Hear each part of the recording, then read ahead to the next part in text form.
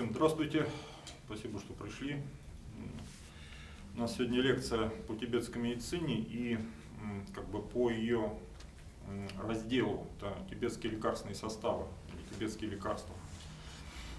Ну, сначала я все-таки несколько слов скажу о принципах, потому что есть люди, все-таки, которые вообще ничего не знают, поэтому кратенько надо коснуться.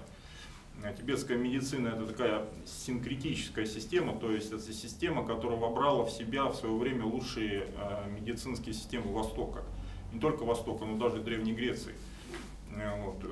Зародилась она в государстве Шаншунг, государство располагалось в районе Гималайского региона.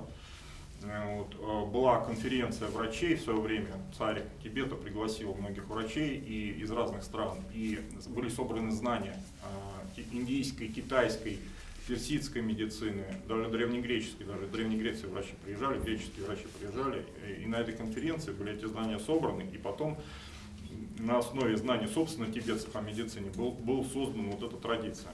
Часто говорят, что это тибетская медицина — это компиляция с индийской аюрведы, на самом деле это не так, есть большая разница. Поэтому она выбрала все лучшие традиции медицины и базируется на трактате Джурши или Гюши, как еще называют. 4 тантры в переводе. В этом трактате объяснены принципы человеческого организма, как он устроен, как он работает, почему возникают заболевания и как можно это сгармонизировать, работу нашего организма, восстановить здоровье. Теория тибетской медицины опирается на представлениях о 5 первоэлементах. 5 первоэлементов — это то, что нас окружает, и то, что есть и внутри нашего тела, и снаружи. Они, в принципе, одинаковые. Это известные во многих древних традициях такие 5 первоэлементов, как пространство, воздух, огонь, вода и земля. Эти первоэлементы обладают определенными качествами, и они проявляются в нашем теле как то, что мы можем почувствовать и увидеть. То, что в нашем теле плотное — это земля, это качество земли. То, что в нашем теле жидкое — качество воды. То, что наше тело теплое — это качество огня. То, что в нашем теле движется, процессы движения — это качество воздуха. И полости в нашем теле, которые существуют, это качество пространства.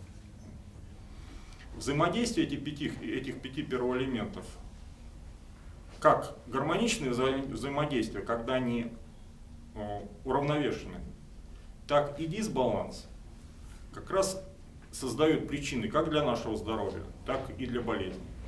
Если 5 первоэлементов в нашем теле сгармонизированы, это здоровье.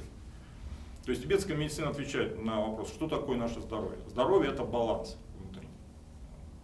Если все сбалансировано, если не больше и не меньше, тогда это наше тело живет, имеет долгую жизнь, отсутствие болезней и так далее. Если происходит дисбаланс, чего-то больше, а чего-то меньше, то возникает то или иное заболевание. Тибетская медицина описывает вот эти состояния как баланса, так и дисбаланса.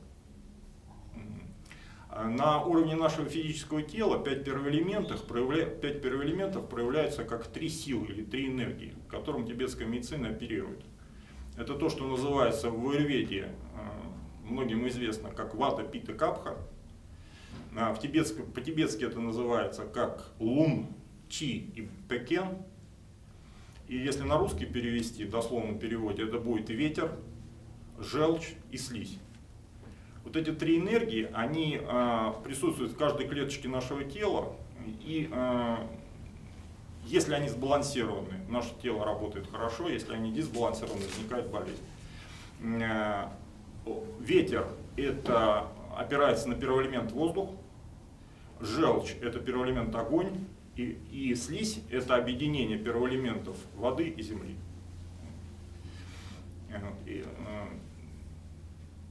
Дисбаланс этих 3 сил приводит к тем или иным заболеваниям.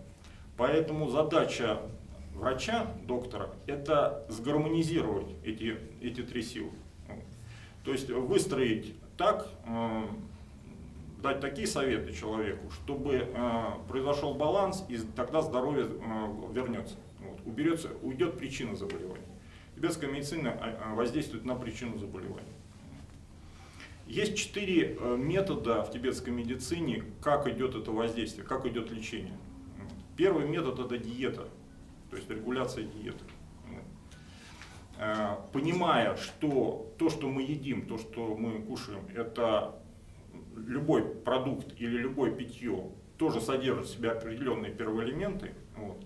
Мы можем добавлять то, что нам не хватает, гармонизировать собственные первоэлементы нашего тела. Ну вот, скажем, если в человеческом организме нет тепла, мало тепла, то человек может употреблять те продукты, в которых усилен первоэлемент огня, и таким образом восстанавливает свой собственный первоэлемент огня, который нарушен, дисбалансирован. Это как вот такой один из примеров.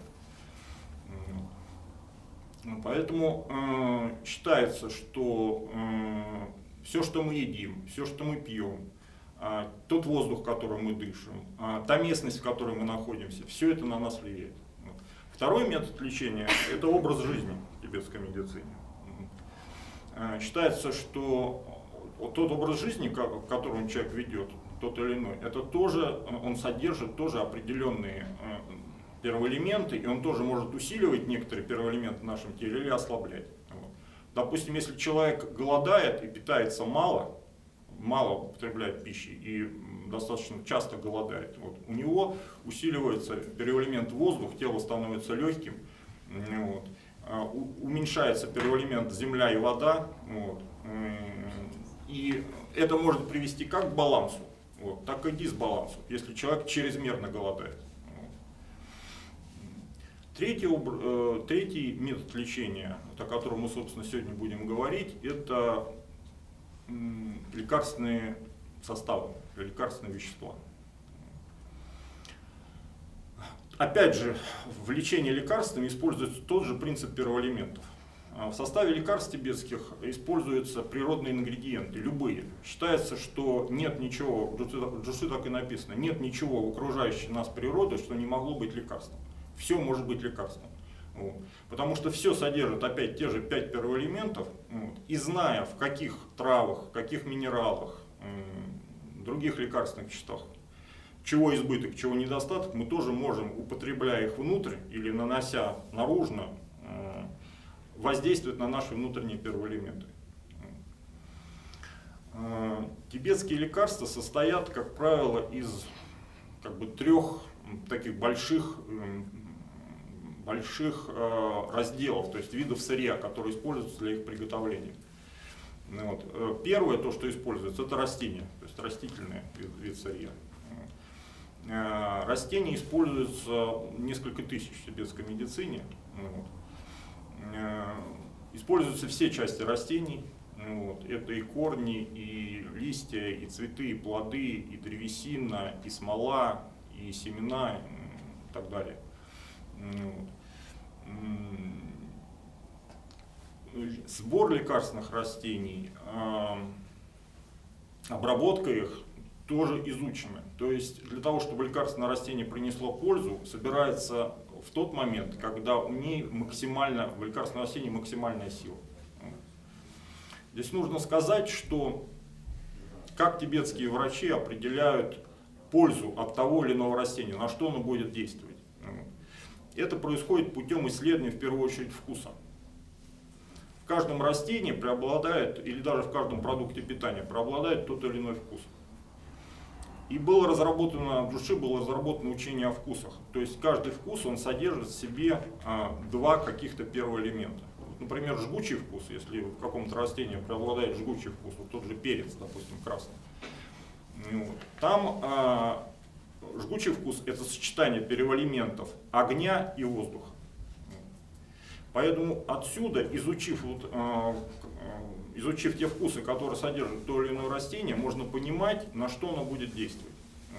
Ну, конечно, человеку неопытному, несведущему это сделать сложно, потому что в разных лекарственных растениях могут быть разные вкусы, целые комбинации, не один вкус, как правило. Вот. Поэтому, конечно, в свое время это было изучено такими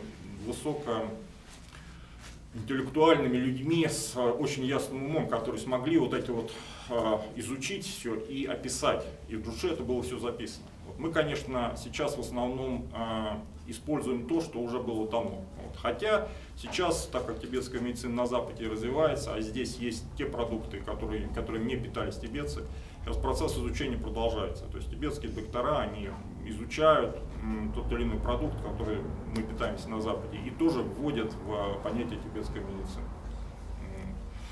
Значит, если вернуться к лекарственным растениям, они собираются в определенное время, учитывается не только время, сезон сбора, допустим, корни берутся или осенью, или ранней весной.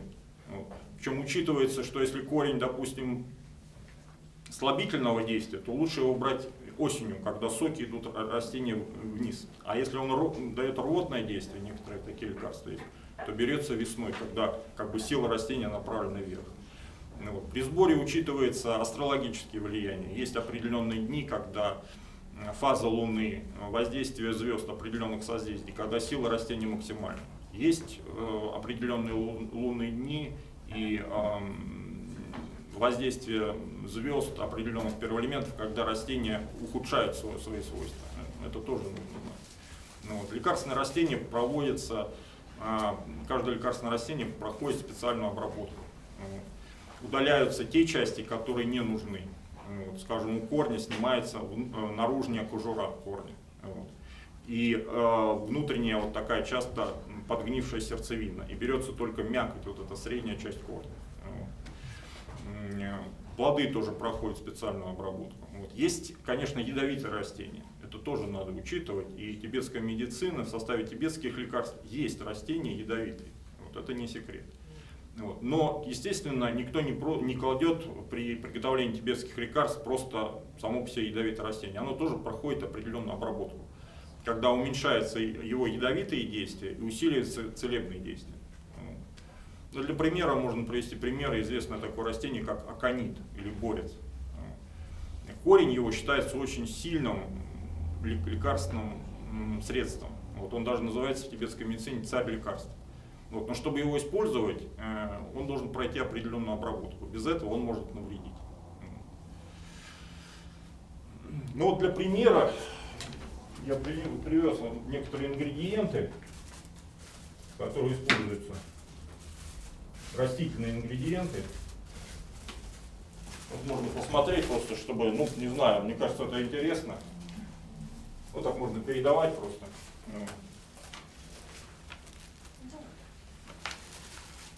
Просто я хочу сказать, вот это первое, то, что сейчас мы будем смотреть, это цветы софлора. Софлор красивый, вот, по-тибетски гургум. Вот, очень известное средство, которое входит во многие лекарства тибетские, и считается, что лучшее средство для лечения печени. Вот.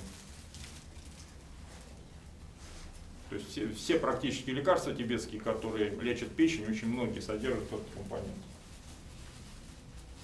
Это не шафран похож? Шафран по-тибетски тоже называется гургум, но это разные растения. Вот. Это софлор. Это часто при продаже путают и говорят, что это шафран. На самом деле это не шафран. Шафран другой. Шафран очень дорогой, такие тонкие красные ниточки. Он отличается. Бордового цвета. Это софлор. Вот. Ну что дальше передавать? Ну, вот зелененький этот кардамон. Кардамон зеленый. Вот это кардамон настоящий, плоды кардамона настоящего или зеленый кардамон, еще его называют. Вот. Ну тоже, кто вот, может быть, увлекался аюрведой или специями, вот, достаточно известное растение. Вот. Лечит болезни почек в тибетской медицине, считается лучшее средство для почек, для лечения почек. Надо понимать, что все тибетские лекарства многокомпонентные. И, как правило, один компонент не назначается. Я потом объясню, почему, когда дальше буду рассказывать. О, бамбуковая манна. Вот такой тоже интересный ингредиент вот, белого цвета. Вот. Это бамбуковая манна, так называемое вещество, которое содержится внутри стебля бамбука, там, в междуузлях. Считается лучшим средством при лечении легких. Можно нюхать и даже попробовать, наверное. Ну, конечно, ядовитое.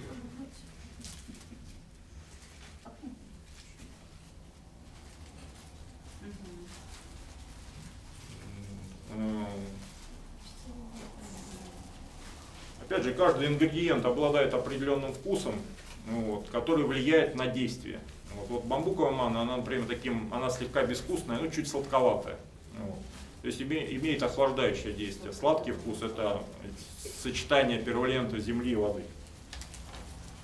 Ну, я думаю, пока достаточно для примера. Так, просто передавайте. Давай еще руку покажем, как ставить лекарство. Может, сейчас не хорошо. Вот это. Да. То, что ваши вкусы можно самим составлять, да? Да, Препараты. да. Значит, и вот, как бы, на завершение, интересный тоже компонент считается великим лекарством, основным лекарством в тибетской медицине. По-тибетски называется арура. Ботаническое название этого растения мирабалан хебула. Или кабульский мирабалан еще его называют. Плоды используют этого дерева, вот это высушенные уже плоды. Считается, что они содержат все 6 вкусов. Некоторые говорят 5 вкусов, некоторые 6. Вот, то есть в нем все вкусы сбалансированы, поэтому считается, что в нем первоэлементы сбалансированы. Поэтому он лечит, как бы, грубо говоря, все болезни. В тибетской медицине считается. Вот, тоже входит в состав лекарств, не самостоятельно его используют. И считается очень сильным дезинтоксикационным средством. То есть все яды, которые к нам попадают в тело, а сейчас у нас проблемы с экологией, и постоянно на нас воздействуют какие-то токсичные вещества, вот с помощью вот этого компонента, с помощью этого растения можно очищать организм, выводить яды. Вот, кстати, в курсе по чудленам там будет состав, который содержит вот этот компонент слабительный. Будете что-то давать? А противопоказания к чистке? Давайте пока не будем. Все, Сейчас. простите. Да, просто есть определенный план.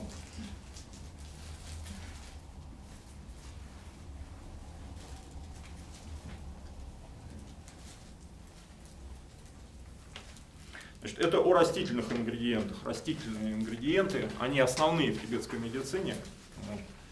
Вторая большая группа ингредиентов, которые используются, это минеральные вещества. Используется огромное количество минеральных веществ, это и различные соли, и различные виды глин, и различные виды металлов и минералов, и даже драгоценные камни используются. Вот. Но опять же, надо понимать, что использование минералов это не так. Взял какой-нибудь минерал, измельчил порошок и съел. Вот. Так, как правило, это можно даже отравиться таким образом. Вот. Каждый минерал проходит определенную обработку. Вот. Цель этой обработки в тибетской медицине – перевести его в такое состояние, чтобы человеческий организм его усвоил полноценно, и он дал нужный эффект. Поэтому без знаний по фармакологии такие компоненты использовать нельзя. Но это те, кто захочет дальше учиться, если кто-то пойдет в школу тибетской медицины, там эти знания даются, как тот или иной компонент обрабатывать. Дальше будем говорить о драгоценных пилюлях, я немного расскажу о минералах, как их обрабатывают. И третья большая группа компонентов в тибетской медицине, которые используются, это животное сырье. Животное сырье, различные животные используются, органы животных, кровь животных, тоже проходит определенную обработку. В идеале в тибетской медицине считается, что нельзя убивать животного ради получения от него какого-то лекарственного сырья. В идеале это должно быть так, что, допустим, животное погибло, но не от болезни, а от какого-то несчастного случая. И вот тогда от него берется тот или иной орган. Это связано с представлениями буддизма, тибетская медицина тесно связана с философией буддизма. Вот, и считается, что, конечно, убивать животное ради получения какого-то органа или какого-то лекарственного вещества от него, это, в общем, сильно негативное действие. Вот. Ну, конечно, сейчас в связи с тем, что у нас очень развита вот эта промышленность, которая животных убивают и так далее, для получения мяса, для пищевых целей, то, конечно, считается, что если, допустим, охотник убил животное для каких-то своих целей, то есть он все равно его убил, то доктор может попросить у него тот или иной, допустим, орган, чтобы использовать лекарство, то животное уже все равно убито. Поэтому сейчас вот, когда тибетские врачи изготовляют лекарства, они, как правило, идут таким путем. То есть, если есть охотники, которые этим занимаются, вот, ходят на охоту, и вот у них какие-то те или иные органы берутся на лекарства. Потому что считается, что в этом случае как бы животное погибло, но оно как бы, если что-то было взято на лекарство, какой-то орган, вот в этом случае оно как бы помогло тому, чтобы там человек, грубо говоря, спасся, он может вылечиться от какого-то заболевания серьезного.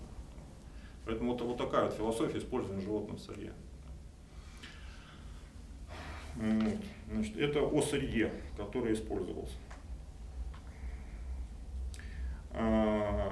Тибетские лекарства составляются исходя из действия, которое каждое сырье производится. Вот. Так как исследовано каждое действие того или иного компонента, есть представление о том, как в сумме в лекарстве это будет действовать. То есть здесь принцип такого синергизма компонентов. Лекарственные компоненты как бы одного и того же действия усиливают друг друга. Вот. Но есть компоненты, которые добавляются противоположного действия, чтобы не получилось так, что лекарство чрезмерно сильно действует на тот или иной орган. Вот. Потому что опять же здесь принцип баланса. Лекарство должно вылечить болезнь, но не должно вызвать перекос в другую сторону. Грубо говоря, если человек съел слишком много перца, а у него болезнь холода, ему требуется вот это тепло. Но если он слишком его много съел, то может возникнуть проблема жара. Вот. И чтобы этого не случилось, в тибетских лекарствах закладывается вот такой принцип баланса. Это такая достаточно сложная область тибетской фармакологии. И все лекарства, которыми сейчас лечат тибетские врачи, они, конечно, это не каждый врач сам придумывает какое-то лекарство сам для себя. Вот. Существуют рецептурники, многим из которых там много сотен лет, и где уже лекарства уже созданы, они уже прописаны, какие ингредиенты брать, в каких пропорциях. Вот. Поэтому, так сказать, врачи, грубо говоря, начинающие, они в основном следуют вот уже готовым формулам, готовым рецептам. Если врач уже высококвалифицированный, он может вносить какие-то изменения в то или иное лекарство в зависимости от ситуации, от пациента, если пациенту требуется какая-то особая добавка или что-то такое. Вот теперь, наверное, пора сказать о видах, какие лекарственные формы в тибетской медицине используются. Вот. Они довольно интересны, некоторые из них не имеют аналогов в европейской медицине. Вот. Но первая лекарственная форма, одна из самых простых, это отвары. Когда лекарство в виде порошка, приготовленное в виде порошка, кипятится в воде или в других различных жидкостях, вот, получается экстракция отвар, вот, и этот отвар уже употребляется в прохладном виде, в теплом виде, в горячем виде, это уже в зависимости от заболевания. Это наиболее такой считается мягкий вид лекарственной терапии, действует мягко, подходит в том числе для детей при болезнях жара и так далее. Вот, то есть это самая такая простая, самая мягкая форма лекарства в тибетской медицине. Вот. И его очень просто делать, его просто приготовлять отвар. Вот. Следующая форма лекарственная – это порошок. Вот. Принцип тот же самый, много лекарственных ингредиентов или несколько, или много лекарственных ингредиентов измельчается в такой мелкий порошок, подготовленный, конечно, специальный каждый ингредиент, высушенный, подготовленный. Измельчается в мелкий порошок, перемешивается хорошо, и вот в такой форме лекарственный человек принимает. Это очень просто, человек просто высыпает порошок в рот, запивает тем или водой или какой-то другой жидкостью. И в такой форме порошковое лекарство очень легко и быстро всасывается в виде мелкодисперсного порошка. Происходит очень быстрое усвоение человеческим организмом. Поэтому часто, хотя и распространено мнение, что тибетская медицина это большая система медицины, которая подходит для лечения хронических заболеваний, но вот, скажем, на моем опыте было часто, на опыте моих коллег, что иногда даже если хорошее, сильное тибетское лекарство и правильно назначено, то есть даже 1-2 приема порошка приводит к значительному облегчению состояния человека. Снимается бессонница или регулируется давление, или уходят какие-то сильные боли, или какой-то сильный жар. То есть действие достаточно сильное получается, если все правильно, если лекарство правильно приготовлено, правильно назначено. Потому что у нас иногда бытует мнение, что что такое травки? Это что-то такое слабенькое. Это такое что-то, что надо очень долго пить, вот, и еще неизвестно, поможет оно или не поможет. Ну, как наши официальные врачи говорят, ну, попейте какие-нибудь травки, там, как что-то такое, что, ну, как дополнение, да, ну, это что-то слабое такое. На самом деле ничего подобного. Вот, растения огромное количество, они очень сильные, вот, а так как в тибетской медицине это многокомпонентный препарат, здесь надо сказать, что все эти 99% тибетских препаратов это многокомпонентные. Вот, количество компонентов варьируется от 2-3 в составе до 60, 80, иногда больше сотни компонентов. За счет этого достигается, как я уже сказал, взаимоусиление компонентов, они перемешиваются, друг в друга проникают, взаимодействуют, и в конце концов это образуется некий такой сложный комплекс действующих веществ, который действует на то или иное заболевание. В любом тибетском лекарстве есть некая голова состава, ее так называют голова. Это главный компонент, который оказывает главное целенаправленное действие. Вот. И есть вспомогательные компоненты. Вот. И есть еще то, что называется проводники, то есть компоненты-проводники. Это те компоненты, которые ведут действие лекарства к тому или иному органу. Вот. То есть, скажем, если в каком-то лекарстве присутствует, вот, скажем, то, что мы смотрели, кардамон настоящий, то, как правило, это лекарство часто именно действует на почки. Вот такой вот есть механизм воздействия. Вот. Ну, значит, мы о порошках я сказал. Следующая лекарственная форма в тибетской медицине – это пилюли. Практически это тот же порошок, но который скатан в такие круглые таблеточки с добавлением определенных склеивающих веществ, которые тоже оказывают определенное действие. Вот.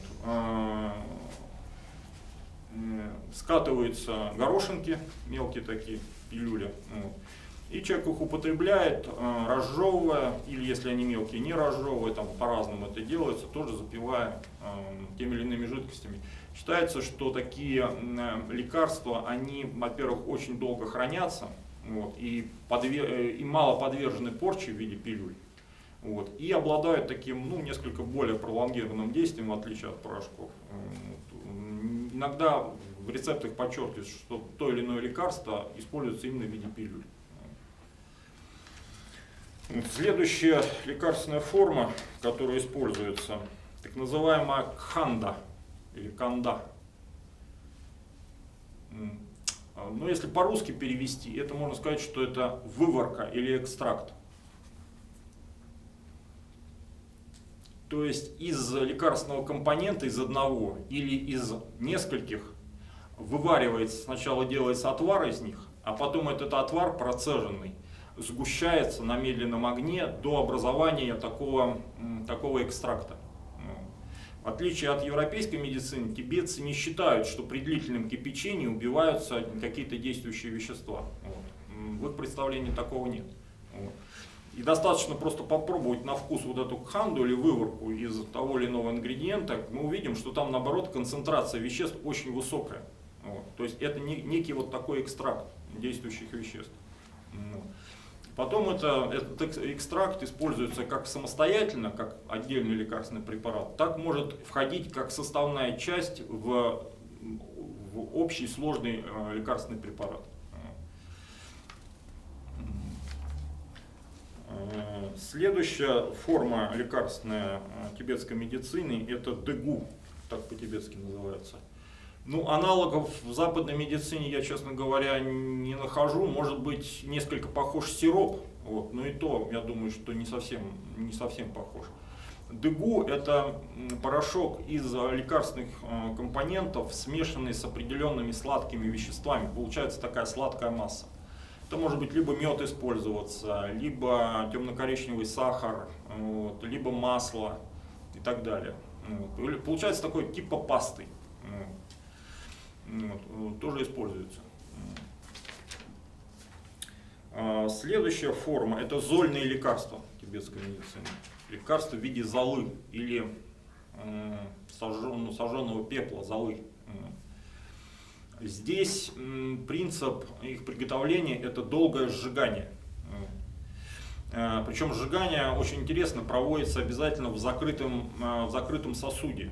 Вот. Некоторые компоненты обжигаются на открытом огне, но большинство компонентов обжигается в закрытом сосуде. То есть в герметически закупоренном сосуде, как правило, это берется либо глиняный горшок с крышкой промазанной глиной, чтобы не выходил изнутри дым. И вот в таком виде происходит озоление. Как правило, такие вещества обладают очень сильным горячим свойством. Считается, что там увеличен элемент огня, и они обладают согревающим свойством на организм. И часто такие компоненты они используются для лечения болезней холода, для лечения дисбаланса слизи, в том числе для разрушения опухолей в тибетской медицине. Вот эти зольные лекарства. Тут тоже бывает, что один компонент превращается в золу, используется как компонент уже большого состава. Вот. Либо целиком весь состав закладывается вот в такой вот горшок или в такой тигель и пережигается долгое время, то есть весь состав превращается вот в зольный компонент.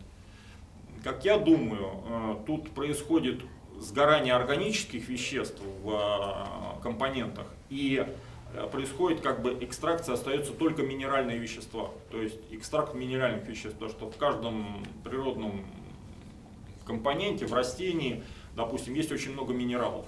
Вот. И здесь происходит удаление органики во время такого обжига, и остаются вот только эти минеральные вещества, которые тоже обладают таким сильным действием на человеческий организм.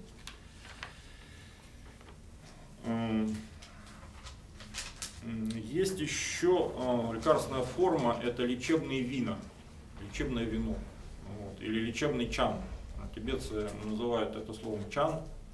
Вот. Это не совсем вино в том смысле, к которому мы привыкли, то есть это не делается из винограда. Вот. Это скорее всего такая типа браги. В основном используется ячмень для приготовления чана. Вот. Специальная закваска, вот, смешивается с ячменем, выдерживается в тепле. Вот, и потом разбавляется водой, получается вот такой вот слабоалкогольный напиток чан. Вот. И во время приготовления лечебного чана, как лекарства, вот в процессе этого заквашивания добавляются различные лекарственные ингредиенты. Вот. То есть тоже происходит некая экстракция, получается вот такой слабоалкогольный напиток с добавлением вот этих экстрактов лекарственных компонентов. Вот. Считается эффективным средством при ряде заболеваний, в частности при болезнях ветра, при болезнях расстройствах нервной системы и так далее. Сейчас я рассказываю только в общем. Понятно, что можно рассказывать о каждом этой лекарственной форме отдельно. Вот. Это целый большой фармакологический курс. Как готовить, в каких случаях назначать и так далее, и так далее. Сейчас просто общее. Вот. И есть еще так называемые составы из драгоценностей.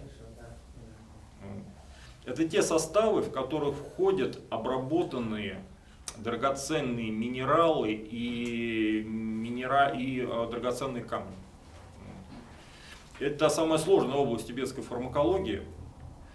Используется золото, серебро, различные металлы, драгоценные камни.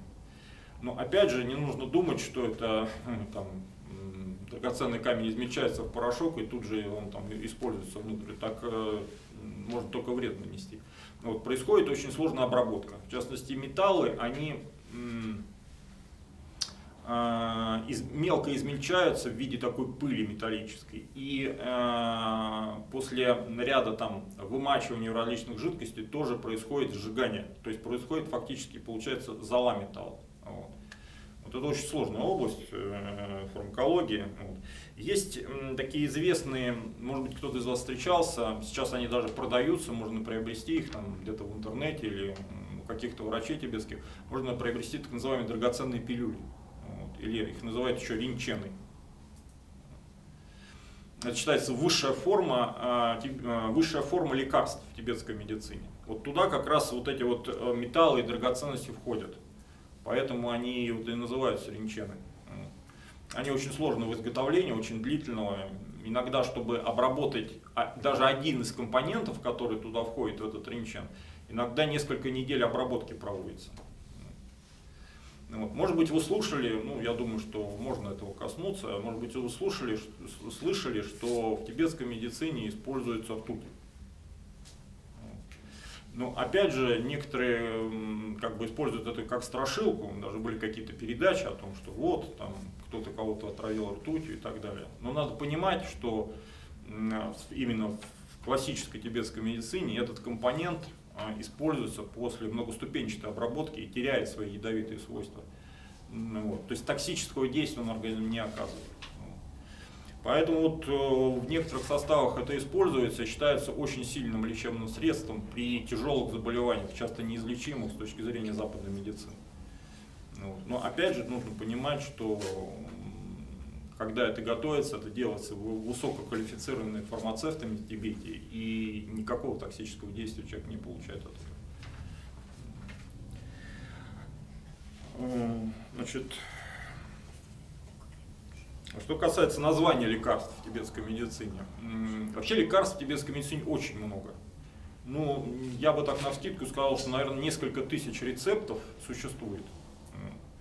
Если взять различные школы Тибета медицинские, взять монгольскую традицию тибетской медицины, бурятскую, я думаю, что несколько тысяч рецептов по-любому будут. Названия вы могли встречаться. Вообще кто-нибудь встречался с тибетскими лекарствами? Может быть, ну вот вы сказали, да, то есть, может быть, принимали кто-то тибетские лекарства? Принимали, да? То есть, Ну, были эти драгоценные пилюли, да. были. Пилюли были, порошки были. Это вот бурятское направление. Ну, в Наране, да. Там в названии часто, допустим, вот название называется Агар-35. Агар-35. Да, известное такое лекарство. Вот, в нем первое слово агар – это главный компонент, это название на тибетском главного компонента, который используется в этом лекарстве.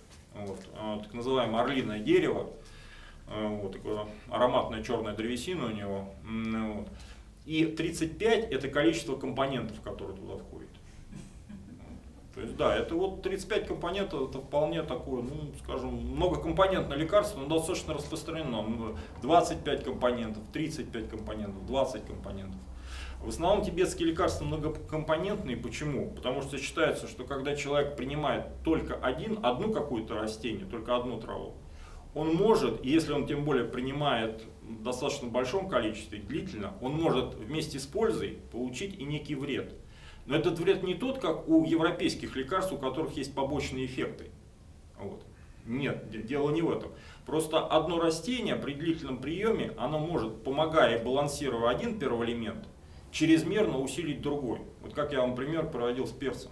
То есть человек употребляет перец или, допустим, имбирь жгучий, он получает тепло в организме, но если он это делает достаточно долго, вот, и если есть некие неблагоприятные условия, то есть условия, которые усиливают в организме жар, усиливают чрезмерно это тепло, то при длительном приеме этот компонент может усилить тепло. Через некоторое время он может заметить, что та проблема, которая у него была, она вроде бы ушла, но появилась другая проблема, которая не свойственна.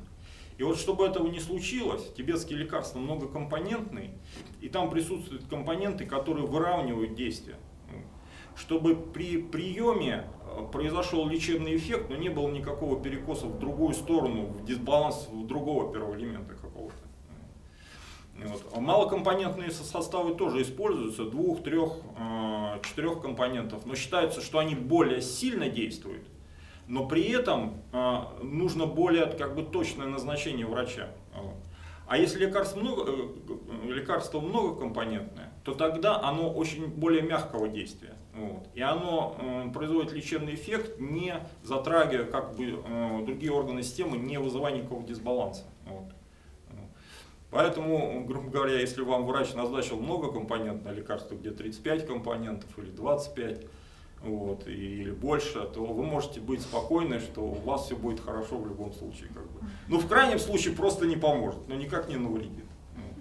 Вот такое есть представление.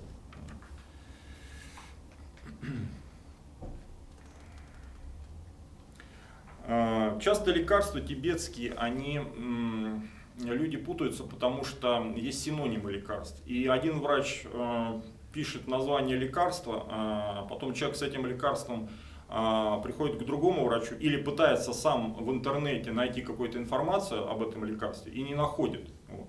Это именно потому, что у лекарства есть синоним. Или врач написал часто, особенно тибетцы, пишут очень часто название сокращенное. Вот. Вот есть такое известное лекарство сожетнимачилкор по-тибетски. Вот полное название. Они часто пишут сони. Вот в два слова, он сокращает. Вот. Поэтому человек, вот, ну, прочитав вот это вот краткое название, иногда у меня так вот пациенты об этом говорили, что вот я там решил посмотреть, что это за лекарство. Начал искать в интернете, вроде выложены прописи тибетских лекарств, название, а такого лекарства нет. И что вы мне назначили? Это может вообще не тибетское лекарство, что-то сами придумали. Вот. А оказывается, это просто сокращенное. Вот. Некоторые врачи, особенно русскоязычные, иногда пишут лекарства в названии в переводе непосредственно. То есть вот сожетнимачилкор, это там солнечная мандала, исцеляющая солнечная мандала. Вот так это по-русски звучит очень красиво. Если это написать по-русски, то тоже человек иногда путается. Один врач это название написал на тибетском, этот на русском, и получается, что человек может там тоже запутаться. Вот. Поэтому здесь не надо, так сказать, бояться и сразу там, кого-то в чем-то обвинять, а просто нужно понимать, что здесь есть много разных вариантов в написании тибетского, даже одного и того же тибетского лекарства. Вот. Надо просто обратиться к врачу, который может объяснить, сказать, что да, это вот просто там, сокращенное название, просто какой-то синоним. Сейчас в интернете очень много информации о тибетских лекарствах, вывешены составы лекарств, их названия, показания. Вот. И часто люди, принимая тибетское лекарство, назначенное тем или иным доктором, наткнувшись в интернете на показания к этому лекарству, начинают сомневаться и говорить, а вот я там нашел в интернете, а вот вы мне назначили, а в интернете таких показаний нет, вот я нашел вариант. Вот. Поэтому надо понимать, что в интернете часто пишут показания к лекарствам по европейской медицине. И говорят о том, что это лекарство, в тибетской медицине, например, называется пищеварительное лекарство, которое усиливает огонь желудка. Вот. А по-европейски это они могут написать лечит гастрит, допустим. Вот. Но здесь тоже эта вещь очень такая коварная и не совсем это корректно, потому что переводить европейские названия болезней в тибетские в европейские, это часто не соответствует действительности. Поэтому человек тоже иногда путается. Или иногда человек, основываясь вот на таких показаниях, где он что-то прочитал про тибетские лекарства, покупает лекарства где-то в Индии, в туристической поездке или в Тибете, вот, и начинает пробовать их сам принимать. Ну, потому что он где-то услышал, что это лекарство там лечит пищеварение, у него проблемы с пищеварением. Вот. Надо понимать, что одно и то же заболевание в тибетской медицине может классифицироваться по разным типам. Есть так называемые горячие болезни, есть болезни холодные. И проблемы с пищеварением могут быть и по тому, и по другому типу. И, соответственно, используются разные лекарства. Вот. И человек вот так вот, пытаясь самостоятельно что-то принимать, где-то купив какие-то лекарства, ну, может вместо пользы либо никакой пользы не получить, либо даже получить какие-то неприятные ощущения из-за этого, даже какое-то обострение. Поэтому лучше всего, используя тибетские лекарства, обращаться к специалисту, который может отдиагностировать и выписать именно то, что нужно. Иногда бывает, что люди используют тибетские лекарства в домашней аптечке. Вот я, допустим, своим пациентам часто даю некий набор лекарств, который может помочь при экстренных случаях, допустим, при простуде какой-то. Вот. Описывая действие лекарства, я могу человеку сказать, что если будет температура, вот прими вот это лекарство, и это сработает. Вот. Тогда это еще допустимо. Вот. А другое самолечение, оно неэффективно тибетскими составами. Также я встречал иногда в интернете, когда под названием того или иного тибетского лекарства приведен состав, абсолютно не имеющий отношения к тибетской медицине. Ну, грубо говоря, пишут, что это некий тибетский чай, а когда по нему смотришь на растения, эти растения даже в Тибете не растут. Совершенно другой состав. Поэтому тут тоже надо быть осторожным и понимать, что если это, хотя название может быть по-тибетски, прям тибетское название, количество ингредиентов поставлено, но состав совершенно другой, совершенно левый, то, что говорится. Вот, поэтому с этим надо быть тоже очень осторожным и понимать, что здесь можно купить то, что совершенно не соответствует действительности. Может быть, есть какие-то вопросы? Я хочу как-то какую-то небольшую паузу, может быть, вам что-то, какие-то вопросы созрели. Может быть, сейчас немножко перейдем к каким-то вопросам. Нет, ничего не.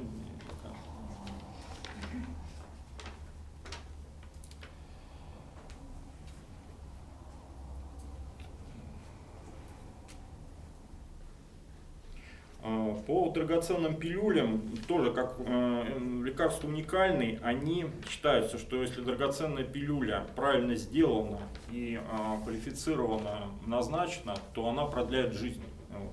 И считается, что хорошо людям, даже у которых более-менее нормальное состояние здоровья, периодически такие пилюли принимать. Многие из драгоценных пилюль обладают сильным дезинтоксикационным действием, что в условиях нашей плохой экологии и в условиях того, что пища, которую мы употребляем, перенасыщена всякими добавками и консервантами, то эти вещи могут стать очень большим подспорьем и помогать нам выводить яды из нашего организма.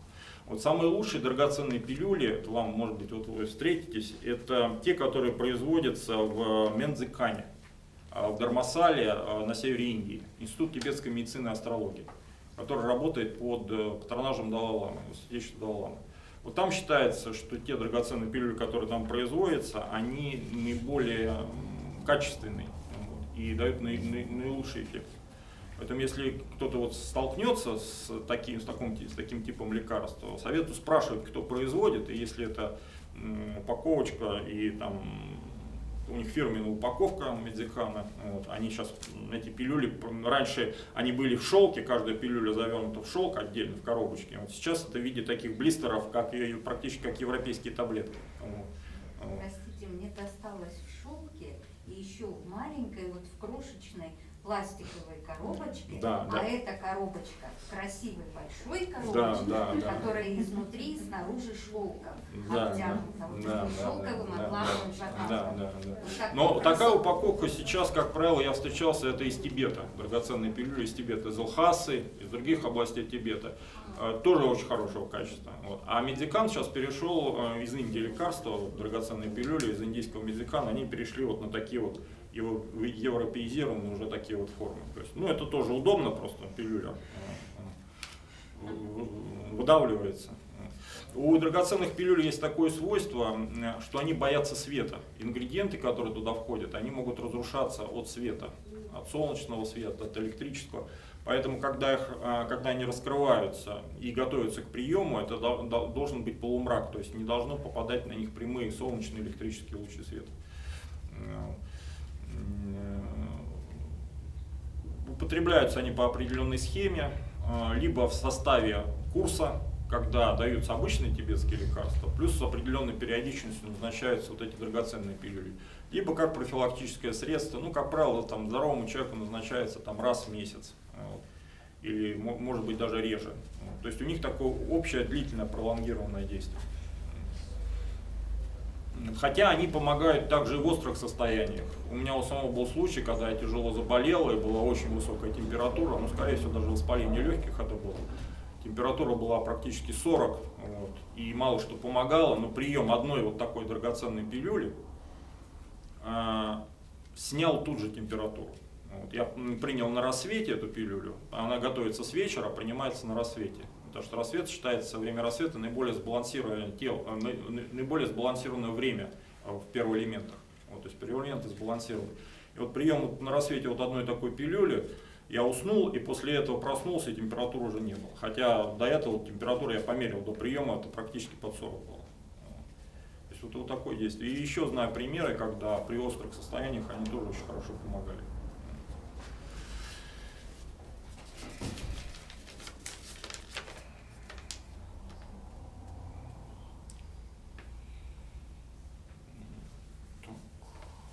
Что вам еще рассказать?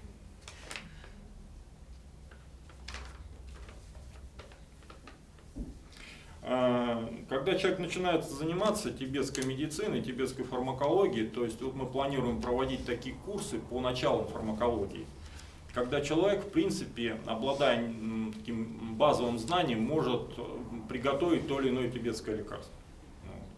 Вот для примера вам приведу пропись тибетского лекарства, вот, которое называется сунду даней по-тибетски. Или дословно это гранат, ну он так называется образно, улучшающий состояние нашего питательного сока. То есть гранат, улучшающий состояние пищеварения, вот так можно дословно перевести.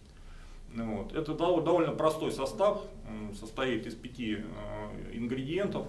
Вот. Главный из них это плод граната. То есть плоды граната высушиваются, отделяются зернышки, то есть кожура не используется, используются только зерна. Вот, высушиваются, вот, в некоторых традициях предварительно вымачивается в молоке для некого смягчения действия, потом высушиваются. Потом там есть еще 4 ингредиента, это вот софлор, который мы смотрели. Да, туда же входит кардамон, зеленый, настоящий. Вот. Софлор. Кардамон. Корица, ну корицы у нас здесь нет, корицу, я думаю, вы все знаете. Вот. И длинный перец. А вот длинный перец у нас есть. Я передам сейчас.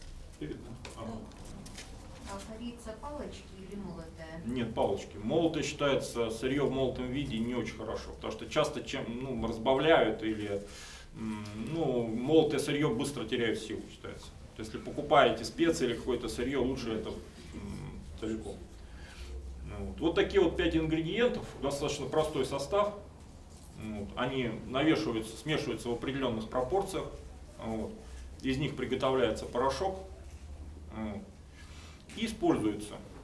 Вот. Считается одной из лучших пищеварительных лекарств в тибетской медицине. Она обладает теплым согревающим действием, усиливает то, что называется у нас пищеварительный огонь, то есть способность желудка и тонкого кишечника переваривать пищу.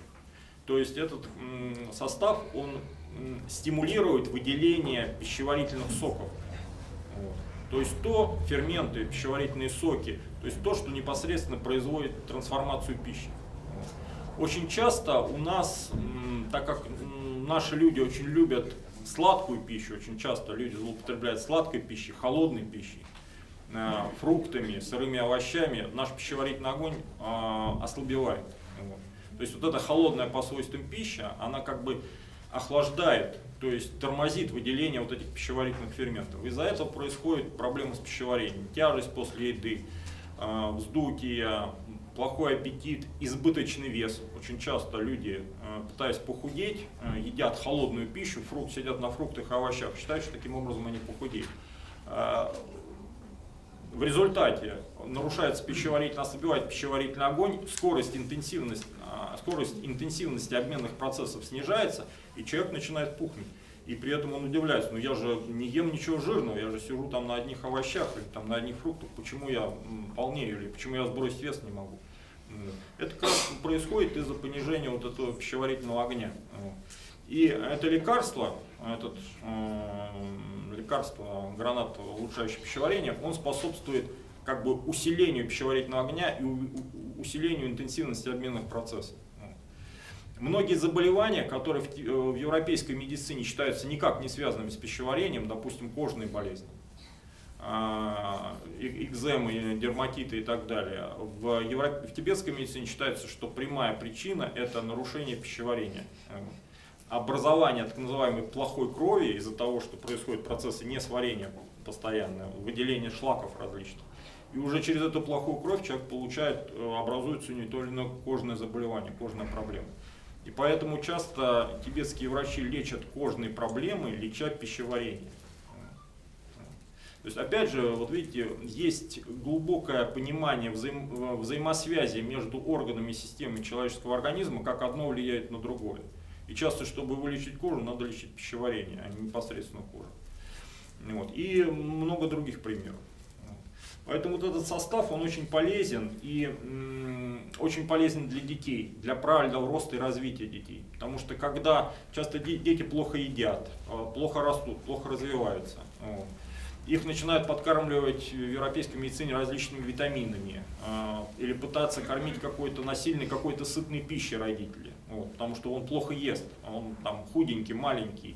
Родители начинают беспокоиться. А проблема в том, что у него понижен пищеварительный огонь, и то, что он ест, во-первых, вообще аппетит плохой, а во-вторых, то, что он ест, у него не усваивается, не переваривается. Ведь проблема еще не только в том, что мы едим, весь вопрос, как это усваивается. Как наш желудок и тонкий кишечник могут экстрагировать нужные вещества из пищи. Могут ли они это сделать или не могут? И те же витамины, которые люди пытаются, допустим, себя витаминизировать, употребляя какие-то фрукты, какие-то ягоды, какие-то соки, как правило, часто холодного свойства, они не получают нужный эффект, потому что это не усваивается.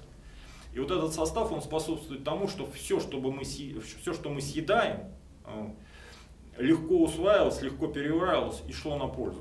Ну вот для примера могу вам из своей практики привести такой случай. Привели ко мне девочку, уже лет ей 7 было или 6, а она ростом как трехлетняя, маленькая. То есть, не растет. Вот она как 3 года вот стала, затормозился ее рост и больше не растет. Ей провели обследование, врачи европейские, нашли, что у нее уменьшение гормона роста, выделение гормона роста. И решили ее колоть, значит, гормонами. Ну, родители уже тут, так сказать, забеспокоились, решили что-то альтернативное попробовать, привели ее ко мне. Я начинаю расспрашивать, чем ее кормят. Аппетит плохой, практически не ест. Няня там кормит ее всякой ерундой, там, какими-то шоколадками, какими-то сникерсами и прочим. Вот. Естественно, понижение пищеварительного огня, ничего у нее не усваивается. Потом ей пытаются дать нормальную еду, а так как желудок нормально не работает, эта нормальная еда не усваивается, и есть она ее не хочет, эту нормальную еду. Вот, и в результате не растет. Вот. Ну вот я ей дал назначил этот состав, вот, о котором мы сейчас говорим. Она начала нормально есть, через некоторое время начала расти. И гормон роста откуда-то появился. Организм начал... Просто организму не хватало питания. Он не мог произвести этот гормон, потому что какие-то вещества ему не хватали. То, из чего построить этот гормон, из чего выделить. Вот, то есть не усваивалось в желудке. Вот. Таких примеров очень много. В тибетской медицине считается, что 90% болезней, в которых человек страдает, они зависят от состояния нашего пищеварения. Вот, поэтому вот такие составы простые, они могут использоваться. В принципе, даже человек, мало сведущий в тибетской медицине, получив там наставление по этому составу, может его приготовить и использовать. Опять же, он еще примечателен тем, вот в первой части лекции я говорил, что всегда в тибетской медицине закладываются компоненты, которые как бы уравнивают состав, что не позволяют сделать некий перекос. Вот в этом составе из 5 ингредиентов 4 ингредиента обладают теплым, согревающим свойством, а один ингредиент, это вот цветы софлора, вот, который мы смотрели, он охлаждающий слегка. Вот. И поэтому за счет этого происходит некое выравнивание. Общее действие теплое, согревающее, но при этом нет чрезмерного разогрева тела. Вот. И вот благодаря этому тибетские лекарства, они, как правило, человек, когда их принимает, он чувствует мягкое воздействие, он не чувствует никаких побочных эффектов, какое-то действие на другие органы, как часто бывает, когда человек европейские лекарства принимает. Вот. В этом большой плюс. Вот. И выраженный эффект при правильном назначении, при правильном применении. Поэтому, кто, так сказать, заинтересуется более подробно этими вещами, вот будет школа, надеюсь, будут курсы по фармакологии, там это все будет объясняться. Вот. И даже человек, вот, пройдя такой базовый курс, может приготовить себе там 2-3 состава, которые может использовать в своей практике, которые безопасны, вот, и которые могут использовать при каких-то таких вот случаях, там, лечить домашних своих даже, или там поправить свое здоровье. Ну, каких-то несложных, конечно, случаях. Вот это пример, один из примеров. Ну, это самый простой, естественно, пример. Но даже вот такое простое лекарство, оно по действию часто бывает высокоэффективное.